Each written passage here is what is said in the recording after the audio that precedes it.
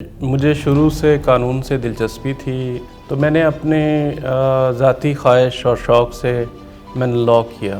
کافی عرصے سے خواہش تھی کہ ایک لاء کالج قائم کیا جائے، اور لاء کالج بھی ایسا قائم کیا جائے جہاں بچوں کو، طالب علموں کو ایسا پڑھایا جائے، ایک شاندار وکیل تیار کیے جائیں۔ جیسے ہماری افتتاحی تقریب ابھی کچھ روز پہلے ہوئی، تو عابد حسن منٹو صاحب جو ہمارے لیے ایک لیجنڈ کی حیثیت رکھتے ہیں، انہوں نے بھی اپنی تقریر میں یہ کہا کہ یہ بہت افسوسناک ہے کہ میں اخبار میں پڑھوں کہ وکیلوں نے عدالت کو تالا لگا دیا، اور اس کی بنیادی وجہ وہی ہے کہ وکلاء میں کردار سازی اور تربیت کا فقدان ہے۔ یار یہ جو ہمارا کرنٹ ایجوکیشنل سسٹم ہے نا، اس کا اب سب سے بڑا پرابلم یہ ہو گیا ہے کہ اب یہ ڈگریز کی مل بن گیا ہے۔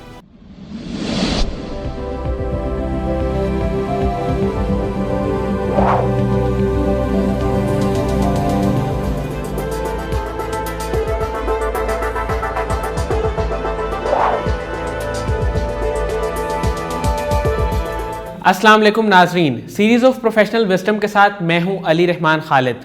آج جو مہمان ہمارے ساتھ موجود ہیں وہ بنیادی طور پہ تو ایک جرنلسٹ ہیں، لیکن اس کے ساتھ ساتھ وہ CEO ہیں لاہور اسکول آف لاء کے۔ انہوں نے ایک خواب دیکھا کہ یہ پاکستان میں ایک ایسا ادارہ بنائیں جو تعلیم کے ساتھ ساتھ تربیت پہ بھی کام کرے۔ اسی سلسلے میں انہوں نے اس ادارے کی بنیاد رکھی اور آج یہ اس پہ کام کر رہے ہیں۔ ان سے ملتے ہیں اور جانتے ہیں کہ یہ کس طرح سے اسٹوڈنٹس کی ڈیولپمنٹ پہ اور ان کی پرسنالٹی گرومنگ کے اوپر کام کر کے اپنے ادارے کو باقیوں سے منفرد بنا رہے ہیں۔ بہت بہت شکریہ اجمل شاہدین صاحب آپ کی تشریف آوری کا۔ سر، سب سے پہلے تو مجھے یہ بتائیں کہ آپ نے ایک بہت عرصہ جرنلزم میں گزارا، اس کے بعد آپ نے ایک اپنا لاء اسکول بنایا لاہور اسکول آف لاء کے نام سے۔ سر، یہ سفر آپ نے کیسے طے کیا اور اس کے پیچھے آپ کا کیا ویژن تھا؟ اصل میں مجھے شروع سے قانون سے دلچسپی تھی، بہت شوق تھا قانون کو پڑھنے کا، تو میں نے اپنے ذاتی خواہش اور شوق سے میں نے لاء کیا، اور لاء میں نے اس وقت کیا جب میں بزنس میں آ گیا تھا، تو بچے ہو گئے تھے، لیکن پھر بھی میں نے لاء کیا تاکہ میں اپنے آپ کو ایجوکیٹ کر سکوں لاء کے پروفیشن میں بھی، اور لاء کے اپنا ڈگری بھی لے سکوں۔ تو اس لاء کی ڈگری نے مجھے بڑی ہیلپ کی۔ تو میرا شوق تھا کبھی عدالتی فیصلے پڑھنے، سپریم کورٹ کے، کبھی ہائی کورٹ کے، کبھی وہ جو کشن گنگا پہ فیصلہ ہوا تھا انٹرنیشنل جسٹس کورٹ کا، وہ پڑھنا۔ تو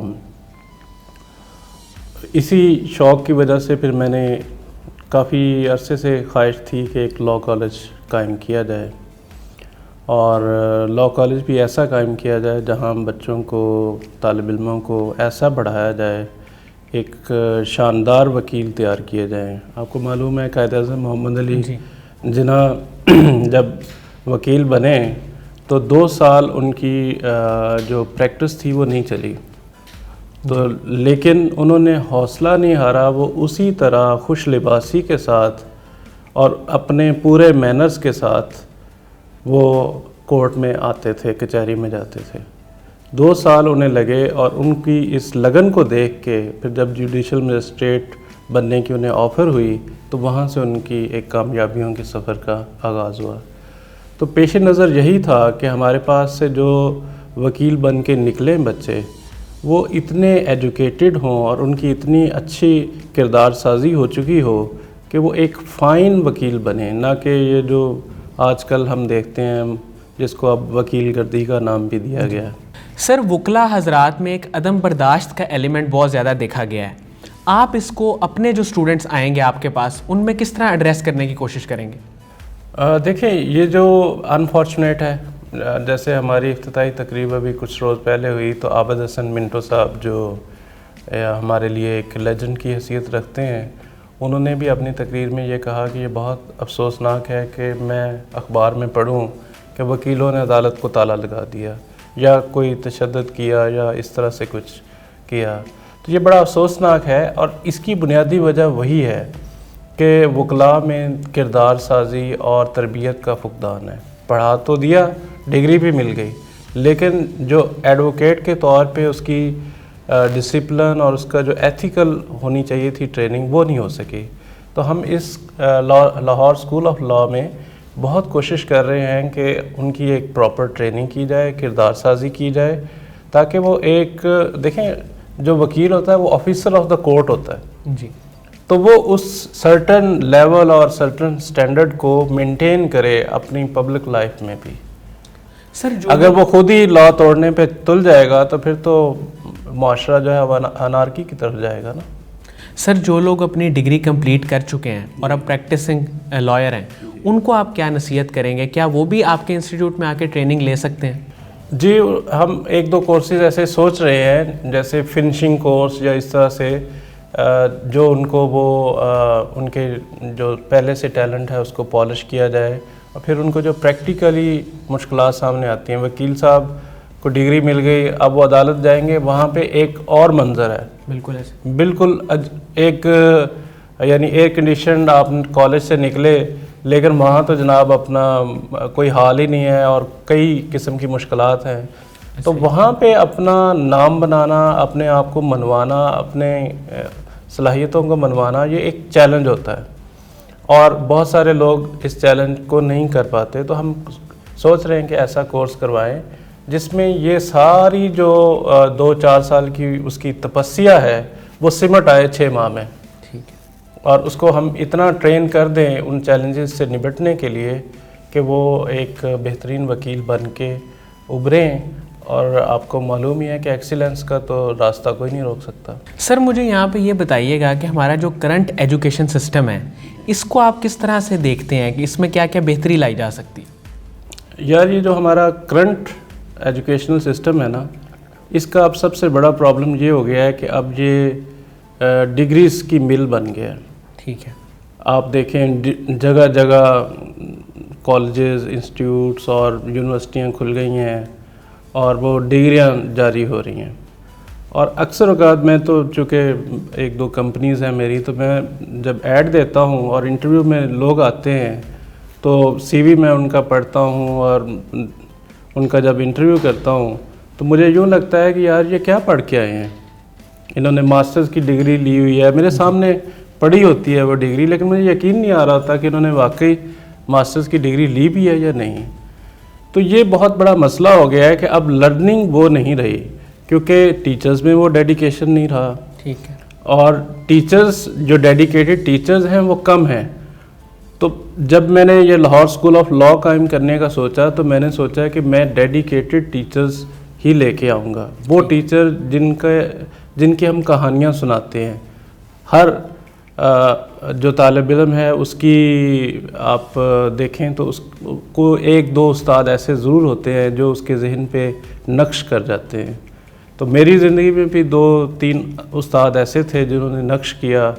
اشرف صاحب تھے, شبیر احمد چوٹیا صاحب تھے, تو اقبال صاحب تھے. تو ایسے جو ٹیچرز تھے وہ آج تک ان کی ڈیڈیکیشن اور ہارڈ ورک جو تھا وہ نقش ہے میرے ذہن پہ.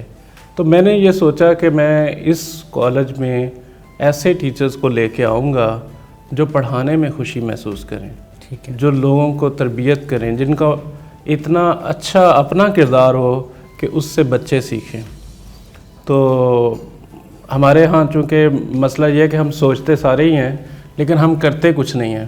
تو میں نے سوچا کہ چلو اللہ نے مجھے وسائل بھی دیے ہیں تو میں کر بھی دوں. سر یہاں پہ آپ ہمارے ناظرین کو یہ بتائیں کہ ایک اچھے تعلیمی ادارے میں کیا کیا خصوصیات ہوتی ہیں؟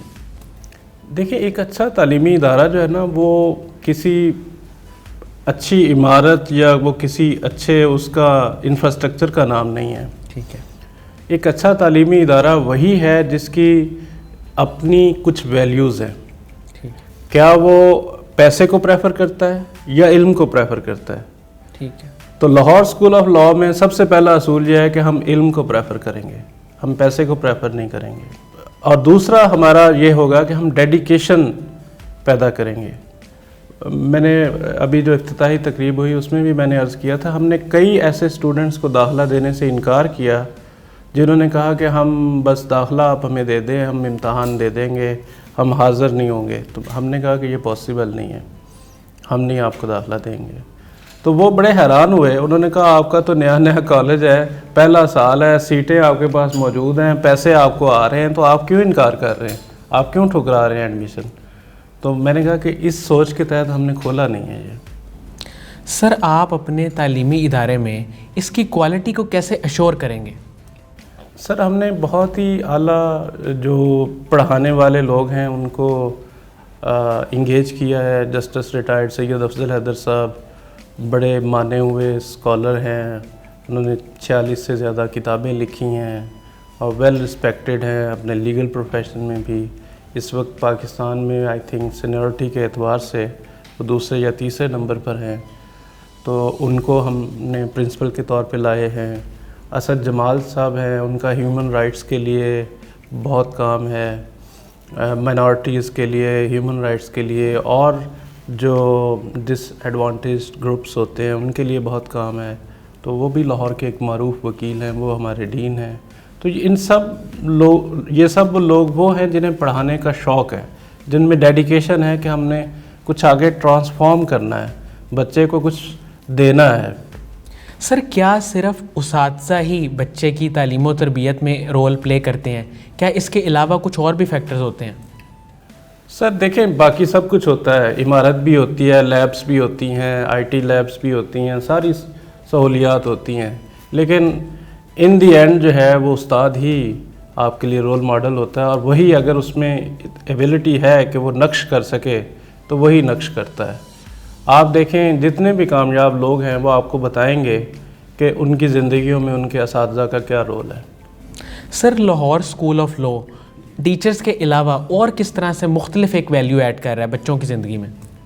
جی ہم اس میں ایک تو ہمارا ماشاءاللہ پرپز بلڈ کیمپس ہے, اور بہت ہی یعنی ہارٹ آف دا سٹی ہے, ماڈل ٹاؤن میں, اور بالکل مین پر ہے. ایکسیس میں کوئی ایشو نہیں ہے, پبلک ٹرانسپورٹ بھی ساتھ ایکسیسیبل ہے. تو پورا اس میں سہولیات ہیں, آئی ٹی لیب ہے, لائبریری ہماری ہم کوشش کر رہے ہیں کہ بہت اچھی بنا رہے ہیں, اور ہم نے کتابیں بڑے شوق سے اکٹھی کی ہیں, نہ کہ صرف وہ جو کہتے ہیں نا خانہ پوری کے لیے بندہ کتابیں کر لے. بڑی اچھی مہنگی کتابیں ہم نے وہاں جمع کی ہیں, اور ہم چاہ رہے ہیں کہ اسٹوڈنٹس میں ایک پڑھائی کا کلچر آئے, اور انہیں کچھ اپنے سلیبس کے علاوہ بھی انہیں معلوم ہو کہ انالیٹیکل تھنکنگ کیا ہے, آپ کسی بات کا فیکٹ چیک کیسے کریں گے. ایک بات آپ کے سامنے معاشرے میں پھیلائی جا رہی ہے یا ہو رہی ہے, آپ کو کیسے آپ انالائز کریں گے کہ یہ بات غلط ہے, یہ کیسے صحیح ہے. اس لیے کہ ہم تنقیدی شعور نہیں سکھاتے. ہماری یونیورسٹیز کالجز میں یہ بڑا مسئلہ ہے کہ ہم اس کو انالائز کرنا نہیں سکھاتے. تو ہم کوشش کر رہے ہیں اس کالج میں کہ ہم انہیں آؤٹ آف باکس جا کے انہیں دکھائیں کہ آپ اس طرح سے چیزوں کا اور حقائق کا جائزہ لیں تاکہ آپ کی صحیح رائے بن سکے. سر آپ کے خیال میں اسٹوڈنٹس کے لیے ٹریننگ کتنی اہم ہے؟ جی ٹریننگ بہت اہم ہے. میں تو سمجھتا ہوں کہ یعنی جب بچہ آپ کے پاس انٹر ہوتا ہے 9 بجے یا 10 بجے جو بھی ٹائم آپ کا کالج کا ہے, اور اس کے بعد جب وہ جاتا ہے تب تک وہ آپ کے پاس آ چکا ہوتا ہے. تو اب آپ کی ویلیوز ہیں, آپ کی ٹریڈیشنز ہیں, آپ کا ڈسپلن ہے, آپ کا نظام ہے, آپ کی ٹریننگ ہے, آپ کی پڑھائی ہے, جس نے اسے ٹرانسفارم کرنا ہے. یہ ساری چیزیں مل جل کے ہی ایک اسٹوڈنٹ کو ایک کامیاب اسٹوڈنٹ میں سمجھیں کنورٹ کرتی ہیں. سر کچھ بچے ایسے ہوتے ہیں جو سیلف موٹیویٹڈ ہوتے ہیں, اور کچھ کو ڈسپلن میں لانا پڑتا ہے, چاہے وہ انٹرنلی ان کو موٹیویٹ کیا جائے کسی طریقے سے یا ایکسٹرنلی. آپ کس چیز پہ بلیو کرتے ہیں؟ دیکھیں میرا خیال ہے موٹیویشن ود ان سے آنی چاہیے, اور اسی کی کوشش کرنی چاہیے. ڈسپلن سے تو آپ ایک حد تک تو چیزوں کو کنٹرول کر سکتے ہیں, اور ہوتا بھی ہے تعلیمی اداروں میں ایک سرٹن ٹائپ آف ڈسپلن, لیکن آپ کسی کی تربیت کریں گے تو وہ اٹ سیلف ریفلیکٹ ہوگی اس کی پرسنالٹی میں. تو ہم یہی کوشش کر رہے ہیں وہاں پہ. سر آپ کا جو لاہور اسکول آف لا ہے, اس کی ویژن یا مشن اسٹیٹمنٹ کیا ہے؟ جی اس کی مشن اسٹیٹمنٹ یہ ہے کہ اس میں ہمیشہ علم کو فضیلت رہے گی اور کسی چیز کو فضیلت نہیں ہوگی. سر قاسم علی شاہ صاحب کی فاؤنڈیشن ہے, ان کا کام ہے, ان کے بارے میں آپ کیا کہیں گے؟ جی میں قاسم علی شاہ صاحب کو کچھ عرصے سے میرا ان سے تعارف ہے, اور میں سمجھتا ہوں کہ انہوں نے بڑا اچھا کام کیا ہے, اور معاشرے میں بڑی پازیٹیو سوچ وہ پروموٹ کر رہے ہیں. بہت اچھا یعنی کام کر رہے ہیں جس میں لوگوں کو موٹیویشن مل رہی ہے, لوگوں کو ٹرین کر رہے ہیں, گروم کر رہے ہیں. تو یہ چیزیں ہونی چاہیے تھیں اور مجھے بڑی خوشی ہے کہ قاسم علی شاہ فاؤنڈیشن یہ کام کر رہی ہے اور اس کے معاشرے میں بڑے اچھے نتائج نکلیں گے انشاءاللہ.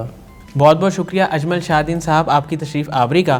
ناظرین مجھے امید ہے کہ یہ انٹرویو آپ کے لیے انتہائی مفید ثابت ہوگا, بالخصوص جو لوگ ایک اچھا انسٹیٹیوٹ چاہتے ہیں پاکستان میں, ان کو اس سے بہت کچھ سیکھنے کا موقع ملے گا. بہت بہت شکریہ. اللہ حافظ.